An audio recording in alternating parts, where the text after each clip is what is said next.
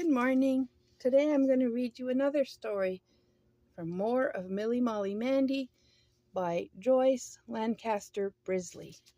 And today's story is called Milly-Molly-Mandy Has a Surprise. Once upon a time, Milly-Molly-Mandy was helping Mother fetch some pots of jam down from the little storeroom. Father and Mother and Grandpa and Grandma and Uncle and Auntie and Milly-Molly-Mandy, between them, ate quite a lot of jam.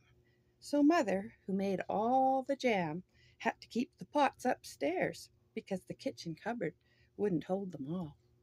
The little storeroom was up under the thatched roof, and it had a little square window very near to the floor, and the ceiling sloped away on each side so that Father or Mother or Grandpa or Grandma or Uncle or Auntie could stand upright only in the very middle of the room.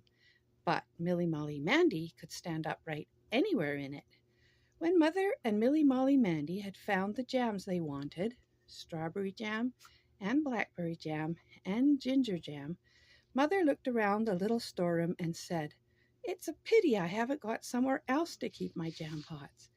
And Milly-Molly-Mandy said, "Why, Mother, I think this is a very nice place for jam pots to live in." And Mother said, "Do you?" But a few days later, Father and Mother went up to the little storeroom together and took out all the little jam pots and all the shelves that held the jam pots. And Father stood them down in the new shed he was making outside the back door, while Mother started cleaning out the little storeroom. Milly-Molly-Mandy helped by washing the little square window so that my jam pots can see out, Mother said. And here's a little picture of her. Oops, there we go. Washing the windows. The next day, Milly-Molly-Mandy came upon Father in the barn, mixing color wash in the bucket. It was a pretty color, just like a pale new primrose, and Milly-Molly-Mandy dabbled at it with a bit of stick for a while, and then she asked what it was for. And Father said, "I'm going to do over the walls and ceiling of the little storeroom with it." And then he added, "Don't you think it will make the jam pots feel nice and cheerful?" And Milly-Molly-Mandy said she was sure the jam pots would love it. It was such fun. A little while afterwards, Mother sent Milly-Molly-Mandy to the village to buy a packet of green dye at Mr. Smale the grocer's shop. And then Mother dyed some old casement curtains a bright green for the little storeroom window. "Because," said Mother, "the window looks so bare from the outside."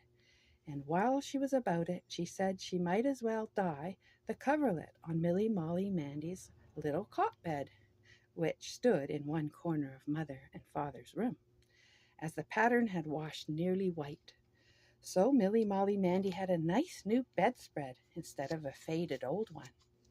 The next Saturday, when Grandpa came home from market, he brought with him in the back of the pony cart a little chest of drawers, which he said he had picked up cheap. He thought it might come in useful for keeping things in the little storeroom. And Mother said yes, it would come in very useful indeed. So, as it was rather shabby, Uncle, who had been painting the door of the new shed with apple green paint, painted the little chest of drawers green too, so that it was a very pretty little chest of drawers indeed. "Well," said Uncle, "that ought to make any jam pot taste sweet." Milly-Molly-Mandy began to think the little storeroom would be almost too good for jam pots. Then Auntie decided she and Uncle wanted a new mirror in their room, and she asked Mother if their little old one couldn't be stored up in the little storeroom. And when Mother said it could, Uncle said he might as well use up the last of the green paint so that he could throw away the tin. So he painted the frame of the mirror green, and it looked a very pretty little mirror indeed. "Jam pots don't want to look at themselves," said Milly-Molly-Mandy. She thought the mirror looked much too pretty for the little storeroom. "Oh, well, a mirror helps to make the room lighter," said Mother. Then Milly-Molly-Mandy came upon Grandma embroidering a pretty little wool bird on either end of a strip of coarse linen. It was a robin with a bright back and a scarlet front. Milly-Molly-Mandy thought it was a pretty cloth, and she wanted to know what it was for. And here Grandma is embroidering the pretty little cloth. And Grandma said, I just thought it would look nice on the little chest of drawers in the little storeroom.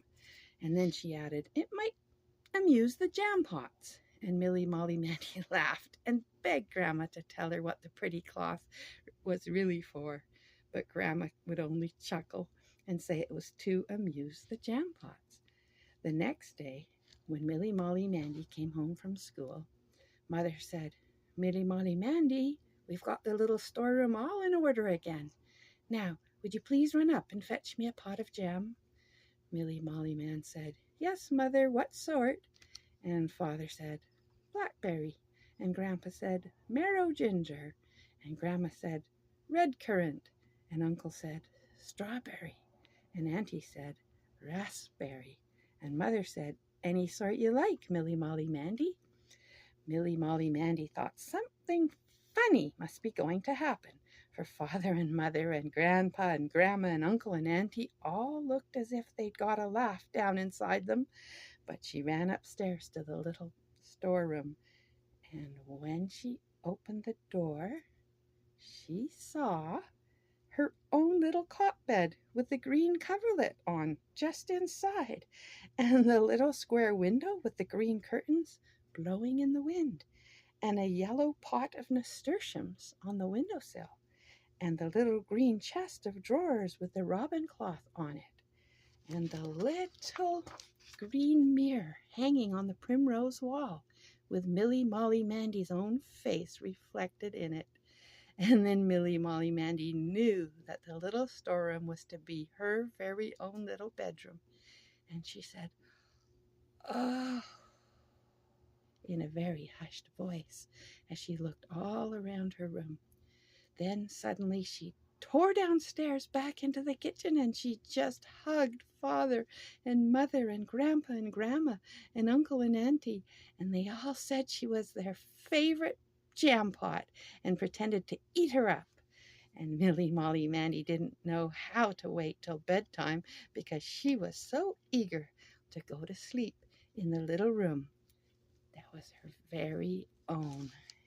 And here she is looking around her new bedroom. Can you see the cot bed and the little set of drawers and the window she washed and Grandma's cloth linen over the top of the dresser with the bird on the end and the nasturtiums in the window? What a beautiful little room for Milly-Molly-Mandy, who'd only up till now slept in a corner of Mother and Father's room. And that's today's story. Milly-Molly-Mandy has a surprise, and I hope you enjoyed it. There'll be more soon. Bye for now.